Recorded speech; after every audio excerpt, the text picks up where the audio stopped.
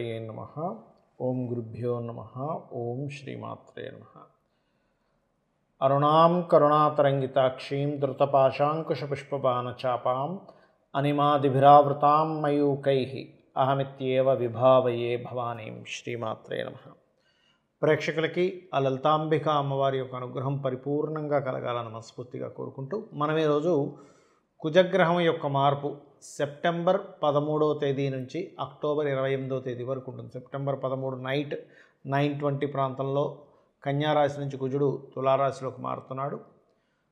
అదేవిధంగా 28వ తేదీ అక్టోబర్ వరకు ఉంటాడు. మరి కుజుడు ఇక్కడ ఉన్నందుకు మిగతా గ్రహాల యొక్క స్థితిని, కుజుడు మార్పు వల్ల కలిగేటువంటి లాభాలు ఏమిటి, అలాగే ఎటువంటి విషయాల పట్ల ఖచ్చితమైనటువంటి జాగ్రత్త తీసుకోవాలి అనేటువంటి అంశాలు చెప్తుంది. నేనైనప్పటికీ కూడా చెప్పిస్తుంది సాక్షాత్ లలిత అమ్మవారిగా భావిస్తూ ఒక్కొక్క లగ్నం గురించి తెలుసుకుందాం. లగ్నం తెలియని వారు రాశి ఖచ్చితంగా చూసుకోవచ్చు, దానికి ఏం అభ్యంతరం లేదు.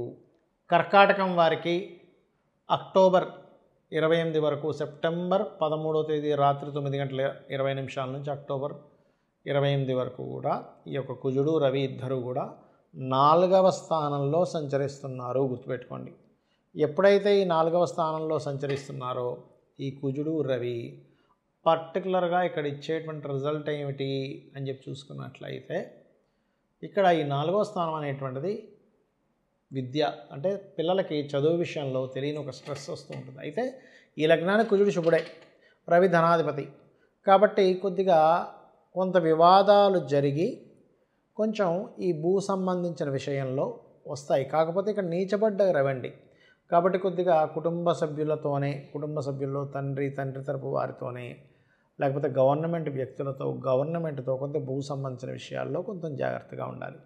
అలాగే వాహనం మీద వెళ్ళేటప్పుడు స్పీడ్గా వెళ్ళడం పనికిరాదు. కన్స్ట్రక్షన్ చేసేటప్పుడు ప్లానింగ్ లేకుండా కన్స్ట్రక్షన్ చేయకండి. వాహనము ప్లానింగు, తల్లిగారి ఆరోగ్య విషయంలో, తల్లిగారికి ఏదైనా కాస్త గతంలో ఎప్పుడైనా స్ట్రోక్స్ వచ్చాయి, మళ్ళీ బీపీ లెవెల్స్ ఎక్కువగా ఉన్నాయన్నప్పుడు ఖచ్చితంగా చెక్ చేసుకోవాలి ఈ యొక్క విషయాన్ని.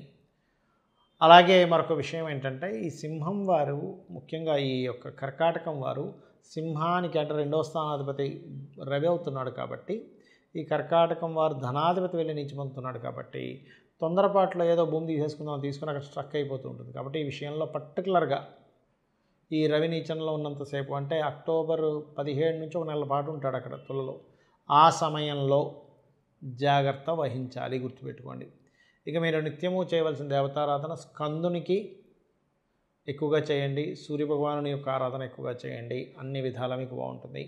చాలామందికి కుజుడి విషయంలో కుజదోషము అనేటువంటి దాని మీద చాలా అపోహలు ఉన్నాయండి. కేవలం గురువర్గమా శనివర్గమా అని చూసుకొని కుజుడు ఎంతవరకు మనకి ఇబ్బంది ఇస్తున్నాడు అనేది తెలుసుకోవాలి. కుజదోషం అనేటువంటి దాని గురించి ఓ పెద్దగా ఈ కుజదోషం ఉంటే వివాహం అవుతుంది ఇలాంటివి ఏమీ శాస్త్రంలో పెద్దగా లేవు. గుర్తుపెట్టుకోండి. అంటే కుజదోషం మాత్రమే వివాహాన్ని ఆపుతుందనేటువంటిది లేదు. సప్తమ స్థానము అంటారు, అంటే 7వ భావం లగ్నం నుంచి 7వ స్థానాధిపతి ఎలా ఉన్నాడు, వివాహం తర్వాత 12వ స్థానాధిపతి పరిస్థితి ఏమిటి అని చూసుకోవాలి. అది ముఖ్యంగా వివాహం తర్వాత రూల్ చేసేది 12. వివాహానికి ముందు ఎలాంటి వ్యక్తి వస్తాడని చెప్పేది సప్తమ స్థానం. ఇప్పుడు వివాహం అవ్వట్లేదంటే కుజదోషం ఉందండి. లగ్నం నుంచి కొంతమంది అయితే మరీ ఘోరంగా లగ్నం నుంచి, చంద్రుడి నుంచి, రవి నుంచి, శుక్రుడి నుంచి, ఇలాగా ఈ 4 నుంచి చూస్తే కుజుడు ఎక్కువ దగ్గర ఉండాలిగా. లగ్నంలోనో ధనస్థానంలోనో, పంచమంలోనో, సప్తమంలోనో, అష్టమంలోనో, వ్యయంలోనో ఉండాలి కదా. అందుకని ఎక్కడి నుంచి చూసేసిన కుజుడు ఇక్కడ ఉన్నాడు కాబట్టి దోషం అంటున్నారు. అది ఎక్కడా శాస్త్రంలో లేదు. గుర్తుపెట్టుకోండి. కేవలం ఏంటంటే ఇక్కడ దోషము ఉన్నప్పటికీ దాని క్యాన్సలేషన్ కూడా ఉంటుంది. అంటే కుజుడు ఒక శుభగ్రహంతో కలిస్తే మంచిది, అది నలిఫై అయిపోతుంది. గురువర్గ లగ్నాలు కుజదోషం వర్తించదు. ఏమిటా గురువర్గ లగ్నాలు అంటే మేషము, కర్కాటకము, సింహము, వృశ్చికము, ధనస్సు, మీనము. ఈ లగ్నాలకి కుజుడు శుభుడవుతాడు. సర్వే త్రికోణనేతారో గ్రహాః శుభఫలప్రదాః అనే ఆ యొక్క శ్లోకాధారంగా త్రికోణాధిపతులు అంటే ఎవరు? లగ్న పంచమ భాగ్యాధిపతులు. కాబట్టి సర్వే త్రికోణనేతారో అంటే త్రికోణాధిపతులు ఎవరైనా సరే ఆ యొక్క లగ్నం నుంచి కానీ భావం నుంచి కానీ శుభ ఫలితాలు ఇస్తారు కాబట్టి వాళ్ళు పాపులు అవ్వరు. సో ఈ లగ్నానికి పాపులు అవ్వరు. కాబట్టి ఇక్కడ ఈ మనం చెప్పుకున్నటువంటి మేష, కర్కాటక, సింహ, వృశ్చిక, ధనుర్మీన లగ్నాలకి పాపులు అవ్వరు.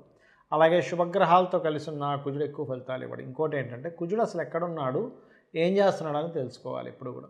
లగ్నంలో ఉన్నాడు అనుకోండి కుజుడు, ఉదాహరణకి పాడైపోయి ఉంటే, ఇక్కడ మీరు అర్థం చేసుకోవాల్సింది ఏంటంటే పాడై ఉన్నాడా బాగున్నాడా. ఒక వ్యక్తికి శక్తి ఉంటుంది, బాగా ఎనర్జీ ఉంటుంది. ఆ ఎనర్జీ పాజిటివ్ వ్యక్తి దగ్గర ఉంటే, అంటే ఒక పోలీస్ దగ్గర, ఒక మిలిటరీ పర్సన్ దగ్గర ఉంటే దాన్ని పాజిటివ్గా వాడతాడు. అలా కాకుండా అల్లరి చిల్లరగా ఇష్టం వచ్చినట్టు కోపం వచ్చినప్పుడు ఇంట్లో వాళ్ళని కొట్టేసి అందరినీ కొట్టేసుకుంటూ ఉండే వ్యక్తి దగ్గర ఉన్నదనుకోండి, పిచ్చోడి దగ్గర ఉందనుకోండి బలం, అదేమవుతుంది, మంచిది కాదు. అలాగే ఇక్కడ ఏంటంటే లగ్నంలో కుజుడు పాడైతే అప్పుడు లగ్నాన్ని పాడు చేస్తాడు. అంటే యాక్సిడెంట్స్ అవ్వడము, మనిషి వీక్ అయిపోవడము, బాడీలో ఎప్పుడు ఏదో ఒక పెయిన్స్తో అనుభవించడం జరుగుతుంటుంది. అలా తీసుకోవాలి. రెండులో పాడయ్యాడు, అప్పుడు కుటుంబంతో గొడవలు వస్తూ ఉంటాయి. బాగున్నాడు రెండులో, అయితే ఎప్పుడు కూడా ప్లానెట్ అనేది తన యొక్క స్థితి కాకుండా మిగతా గ్రహాలు ఎక్కడెక్కడ ఉన్నాయో దాని మీద ఒక ప్లానెట్ యాక్ట్ చేస్తుంది.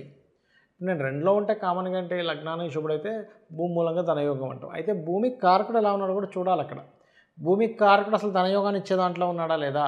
సో ఒక ప్లానెట్ ఇంకో ప్లానెట్తో కనెక్టివిటీలో ఉంటుంది ఎప్పుడు కూడా. ఒక ప్లానెట్ మిగతా 8 ప్లానెట్స్ యొక్క సంచారాన్ని బట్టి ఆ ప్లానెట్ ఇస్తుందండి రిజల్ట్ ఎప్పుడు కూడా. 3లో ఉన్నాడు పరాక్రమ యోగం, అంటే మంచి ధైర్యాన్ని ఇస్తాడు. 4లో ఉన్నాడు గృహయోగం, భూయోగం అంటాం. అయితే ఆ లగ్నానికి పాప అయితే మాత్రం ఇవ్వడు, శుభుడైతే ఇస్తాడు అక్కడ. అది పట్టుకోవాలి. ఇప్పుడు 4వ అధిపతి కుజుడే 2లో ఉన్నాడు, ఆ లగ్నానికి శుభుడు అనుకోండి, అప్పుడు ఇస్తాడు యోగాన్ని. అలా కాకుండా మీరు పాపైనా శుభుడైనా ఒకే రిజల్ట్ చెప్పడానికి లేదు. ఇప్పుడు ఇద్దరు వ్యక్తులు పార్టిసిపేట్ చేశారు, ఇద్దరిలో ఒకరు గెలిస్తే ప్రతిసారి అవతల పర్సన్ గెలిచినప్పుడు మనం గెలిచినట్టు అవ్వదు కదా. మనం గెలిస్తేనే మన టీంలో వాళ్ళు గెలిస్తే మనం గెలిచినట్టు ఎలా అవుతుందో, లగ్నానికి శుభులు అయ్యారా పాపులు అయ్యారా, లగ్నానికి వ్యతిరేక ఫలితాలు ఇచ్చే పర్సన్గా మారాడా కుజుడు అక్కడ, మన ఈ లగ్నానికి శుభత్వం ఇచ్చేటువంటి దానిలో ఉన్నాడా తెలుసుకోగలగాలి. అలాగే పంచమంలో ఉంటే కూడా సంతానం విషయంలో స్ట్రెస్, సంతానంతో గోడలు ఎప్పుడు పాడైతే, బాగుంటే సంతానం వల్లే ఇంకా స్ట్రాంగ్ అవుతారు వీళ్ళు, సంతానం ఉందని ఒక ధైర్యం ఉంటుంది. 6లో కుజుడు ఉన్నప్పుడు ఎవరికైనా వాళ్ళతో శత్రుత్వం పెట్టుకోకూడదని చెప్తుంది శాస్త్రం, ఎందుకంటే శత్రు నాశనం అవుతుంది 6లో కుజుడు. అయితే ఇక్కడ 2 రకాలు మళ్ళీ అక్కడ. స్ట్రాంగ్గా బాగుంటే అది వేరు, కాంపిటీషన్స్లో అట్లాంటి వాటిల్లో రాణిస్తారు. పాడైతే ప్రతి ఒక్కరితో వీళ్ళు గొడవలు పెట్టుకుంటూ ఉంటారు. 7లో కుజుడు, ఇక్కడే మనం అర్థం చేసుకోవాలి. 7లో ఉన్నప్పుడు ఆ సప్తమాధిపతిని కూడా పరిశీలన చేసి అప్పుడు కుజుడి యొక్క తత్వం ఆ జీవిత భాగస్వామికి ఆపాదించాలి. అంటే మొండిగా ఉంటాడు, గొడవగా ఉంటాడని. కొన్నిసార్లు మనం కుజుడి యొక్క తత్వాన్ని పూర్తిగా అర్థం చేసుకోకుండా, ఆపాదించకుండా ఏదో డిఫరెంట్గా వెళ్ళిపోతూ ఉంటాం. కాబట్టి ఇది గుర్తుపెట్టుకోవాలి. అప్పుడు కుజదోషం అనేది ఆ లగ్నానికి పాప అయితే అప్పుడు కుజుడు దోషం అంటే ఏం లేదు, కుజుడు ఏదో మనల్ని ఇబ్బంది పెట్టడం కాదు, అది దాని యొక్క ఎనర్జీ కోల్పోయిందని అర్థం దోషం అంటే. ఇప్పుడు ఎలా అంటే, ఇప్పుడు చూడండి రక్తహీనత అంటాం, అంటే రక్తం ఏదో మన మీద పాకబట్టి ఇబ్బంది పెట్టడం అని కాదు, రక్తం యొక్క ఇది తగ్గిపోయింది బాడీలో, రక్తం ఎక్కిస్తారు, రక్తంలో ఇన్ఫెక్షన్ వచ్చింది అంటే రక్తం దోషమైంది. అంటే మీ జన్మజాతకంలో కుజ సంబంధించిన పూర్వజన్మల్లో ఏవైతే మనం తెలుసుకోకుండా పాపాలు ఏవో చేసాం, భూమి ఎవరితో భూమి లాక్కోవడం, అన్నదమ్ములతో గొడవలు పెట్టుకోవడం చేసినప్పుడు ఈ కుజ దోషం ఏర్పడుతుంది. అలా అష్టమంలో ఉంటే బాగుంటే తాతగారు ఆస్తి వస్తుంది, పాడైతే తాతగారు ఆస్తి ఇబ్బంది అవుతుంది. 9లో ఉంటే మనకి మంచి స్ట్రిక్ట్గా ఉండేటువంటి తండ్రి ఉంటాడు, పాడైతే తండ్రి ద్వారా ఇబ్బంది పడుతూ ఉంటారు, లాంగ్ జర్నీస్ ద్వారా ఇబ్బంది పడుతూ ఉంటారు. 10లో ఉంటే బాగున్నాడు అనుకోండి, 10లో ఎగ్జాల్టెడ్ ప్లేస్ కుజుడికి. ఉదాహరణకి మేషలగ్నం ఉంది, మేషలగ్నానికి దశమంలో మకరంలో కుజుడు ఉచ్చ. అలాంటప్పుడు ఏమవుతుంది, ప్రతి ఆఫీస్లో అతను లీడర్గా ఉంటాడు, పాడైతే అక్కడ నీచం పొందింది. తులాలగ్నానికి దశమంలో కుజుడు నీచంలో ఉన్నాడు, నీచభంగ రాజ్యం కూడా జరగలేదు, ఎప్పుడు ఏ ఆఫీస్కి వెళ్ళినా గొడవలు అవుతూ ఉంటాయి. 11లో ఉంటే వ్యాపారాల్లో భూ సంబంధించిన వ్యాపారాలు లాభం, పాడైతే భూ సంబంధించిన వ్యాపారాల ద్వారానే నష్టం. 12లో కనుక ఉన్నట్లయితే విపరీతమైన ఖర్చులు, కానీ బాగుంటే హోమాలకి, యజ్ఞాలకి లాంటి ధార్మికమైన విషయాలు ఖర్చు పెడతాడు. ఈ రకంగా చూసుకోవాలి.